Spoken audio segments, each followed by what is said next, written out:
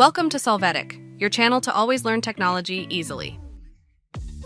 Below in the description, you will find useful links we used in this video.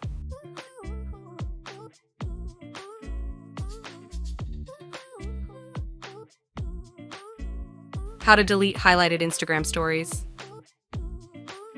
The first thing we will do is open the Instagram app and enter our profile. Now we will click on the category where the highlight story to be deleted is located.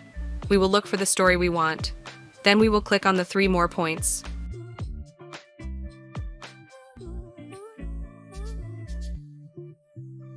Next, we will click on Remove from Highlight, then we will confirm the action.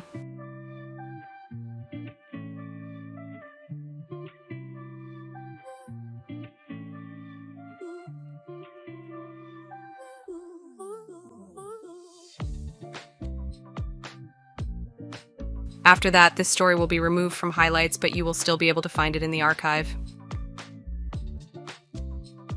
Hey, remember to subscribe Solvetic channel.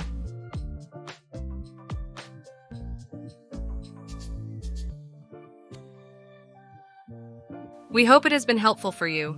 Here are links to watch more videos of your interest and subscribe to the Solvetic channel. Thank you.